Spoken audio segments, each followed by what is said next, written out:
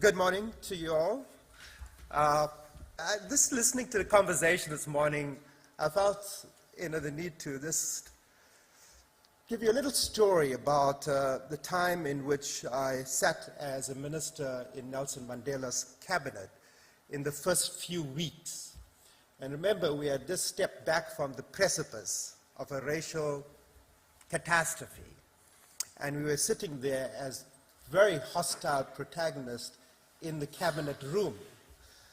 And I, as a leader of the trade union movement, had been on a number of death lists, including that of state-driven covert operations, and then, for those that understand South Africa and know it, of the Inkatha Freedom Party.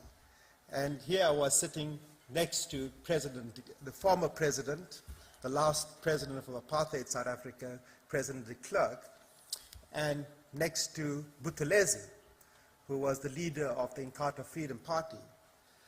And someone asked me the question, how can you sit next to people who wanted to kill you and who killed or were responsible for the deaths of many of your closest comrades?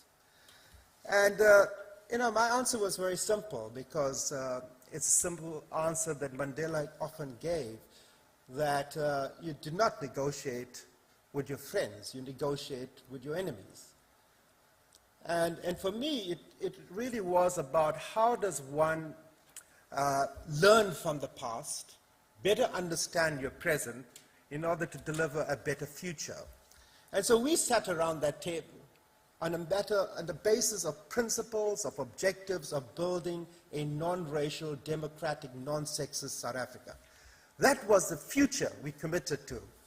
So when I listened to the debate today as to who should be here, who would not be here, I'm sort of struck by that metaphor, because in a sense, what are we here for? Are we not here to build a better future for the generations that come after us, to solve the human indictment on all of us that one child dies every 6 seconds of preventable causes? And so my preference, and it's, I feel it's sometimes an academic question, is that we need an open tent, actually. And we need everyone in the room so that we can have these robust conversations between ourselves. Or what are the right things to do? And how do we take the steps together to solve the crisis that we all face? The second thing that I feel that we need to reflect on, it's wonderful to have 33 countries committing to do something. But one thing that I do understand from business is the need for focus. So where are you going to do something? What are the resources required to do? What are the commitments a country has to give before you do it? And some of these are tough questions. Can you start a global campaign in 33 countries? Let's be realistic about this. Or are there going to be some countries that have to take the step forward? And how do you come to a consensus as to who those countries are? So I think that, paper is a wonderful thing. It accepts anything that is written on it. I think the real taste of the pudding is going to be in the eating. Who's going to do it? Where's it going to be done? And where's the first evidence that we are making progress beyond having conferences like this? So I think that it's really wonderful to be here and to try and build the chassis of a new vehicle that we want to drive in to tackle the problems that face us. And I reflect on this and think about the last 50 years or 60 years since the end of the Second World War. The commitments on ending malnutrition, on hunger, and on development span that period. Have we asked ourselves the question why we have failed? And who has failed? Have we held people to account in terms of them having failed to deliver? And whether it's 870 million people or 1.2 billion people, it still is an indictment on all of us. And we have to ask ourselves the very critical questions of what have we done wrong? And how are we going to change how we do things? The world has changed a lot from that time, because at that time it was dominated by our governments, who made political commitments to solve many of the challenges of development that we have in the world today. But what's happened since then is that the emergence of a range of new players, non-state players, whether that's business, whether those are foundations, whether that's civil society, social movements. And so we have a very different environment, an ecosystem in which to work. And it requires new thinking. It requires new partnerships. It requires innovation. It requires a focus, rather than institutions, on solutions. And I think that's the challenge that we face today. And I'm very glad, because today we are going to hear from Minister Costello, because Ireland, I think, has a remarkable history. You know, it was almost feudal at the time of the emergence of the European Union. How did it drive its progress? You know, how do we understand the great famine that drove this massive migration of Irish people out of Ireland? You know, I have a vested interest in it, Minister, given my wife is an immigrant that left, her ancestors left Ireland. But I think that Ireland, in a sense, demonstrates a deep commitment to social justice, to human dignity. And the commitment that you made when I was present at the launch of the 1,000-day campaign is an indication of that. The fact that you are going to take over the EU presidency and the G8 presents us with a unique opportunity to craft something different in terms of how we can put nutrition and food security decisively on the agenda of the world. So I think 2012 really begins to demonstrate some of the deep malaise around the issue of food and nutrition security that was evident at the time of the Great Famine. What we are seeing is increasing and growing hunger, poverty, and inequality. As I travel around villages and informal ghettos, I see the deep despair, the desperation. And people are giving up hope in global institutions, in multilateral processes. They're giving up hope in that their leaders will do something different to change their lives. Trust has broken down. And whether you go to the World Economic Forum in terms of their surveys, or whether you look at the independent surveys, I can say quite clearly and categorically that vast swathes of the global population today have lost faith in our ability to lead them to a better place.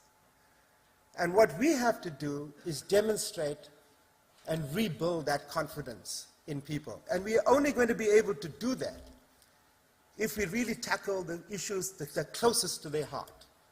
When I travel to places in the north of Kenya, I see the desperation of the climate crisis, the drying up of the lakes, the eradication of the grazing lands that people lived off, the fish that are dying in those lakes.